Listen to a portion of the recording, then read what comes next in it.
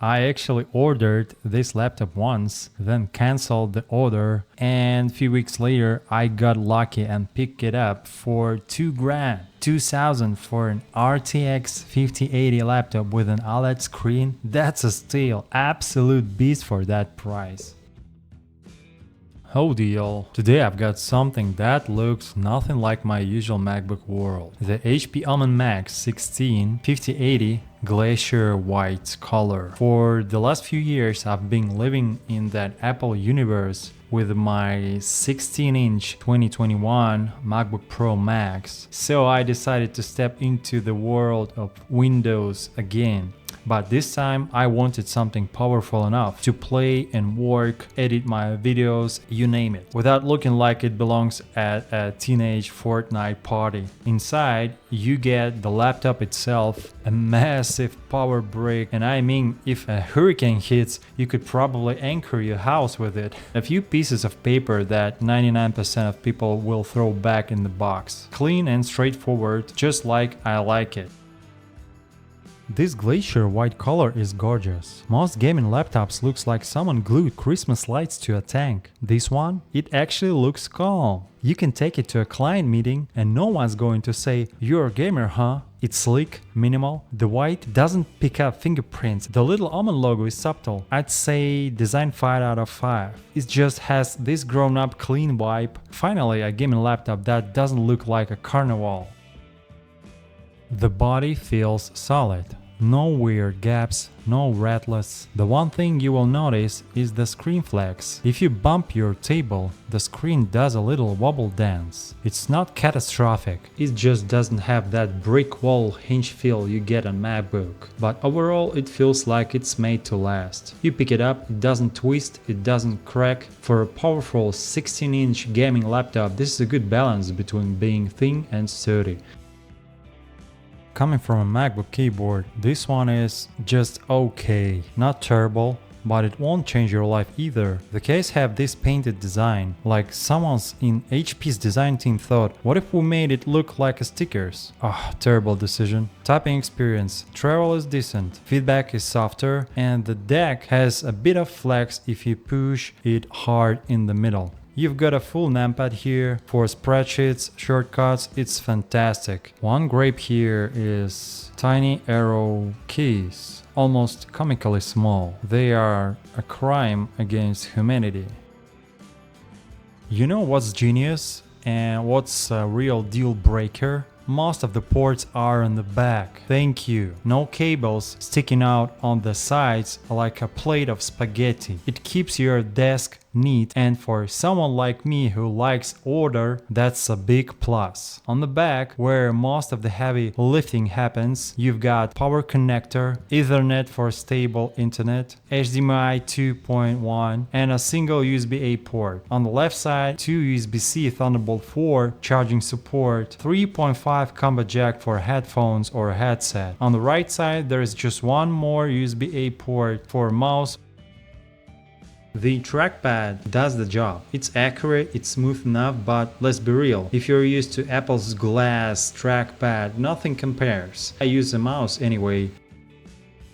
One of the first things I did when I got this laptop, I grabbed a screwdriver and took that back panel off, dropped in a Samsung SSD for 2 gigs, maxed out the memory with 64 gigs from Kingston Fury with a high timing and low latency, and honestly the fact that HP made this so easy is a big deal. In 2025, so many laptops come with a soldered memory and SSD that you can't touch. This one, unscrew, swap, done. But here's the trick, only one SSD slot is realistically upgradable. The second slot sits right under the heat pipes, basically out of the reach, unless you feel like disassembling half the cooling system is your way to go. What a disgrace. Kind of embarrassing, HP. Links for SSD and memory I used are in the description.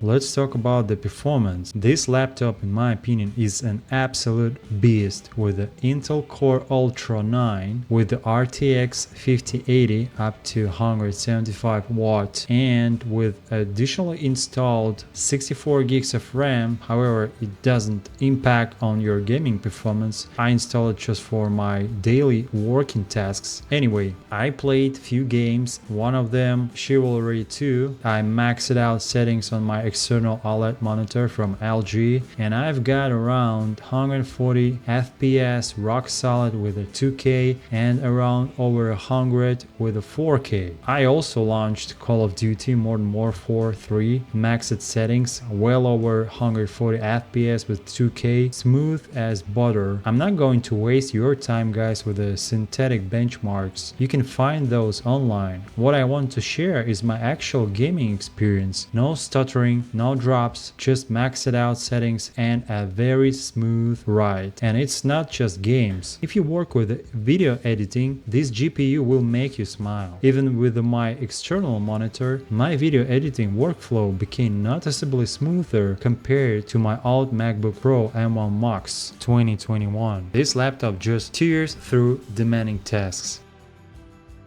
Let's talk heat. CPU runs around 95 to 100 Fahrenheit under heavy load and GPU stays a bit cooler around 85 to 90. In games, the fans spin up like a hairdryer on a full blast. You can definitely hear them, but there is no weird whining or squeals. The CPU temps are the weak point here obviously. I kind of wish HP had gone with AMD for this model. Intel's being slipping those little ovens into laptops lately. I'm sure you heard about that a lot. As we say down here, why buy a laptop and a grill separately when Intel can give you both? But despite that, the overall cooling system is surprisingly solid, especially considering the RTX 5080 inside. HP uses a vapor chamber which helps keep temperatures in check. It's a feature you'd expect in a high-end machine, not in something bought for around 2K. That's mind-blowing. Even more clever, HP built in a reverse blow fan mode that spins the fans backward to clear out dust before it builds up, and it's crazy. If you feel adventurous, you can push cooling further, swap the factory liquid metal, and aftermarket job can shave off about 10 degrees. The OLED display is a star. 2K resolution, 240Hz refresh, deep blacks, vibrant colors. Whether you're editing photos, gaming, or watching a movie, it's just beautiful. You also can see flickering, but I can't say it bothers me on this machine. However, I am so sensitive to this crap. Battery life is a joke, not even worth getting into it. You'll get around 4 to 5 hours doing light stuff like writing docs, answering emails. It's not the level of MacBooks. This is a performance laptop. When it comes to sipping power politely, you have to do so. Speakers, they get job done, but they're pretty flat, to be honest horrible, and I'd say my iPhone sounds better. Webcam, good enough for Zoom meeting and the occasional client call, but don't plan on shooting YouTube videos with it.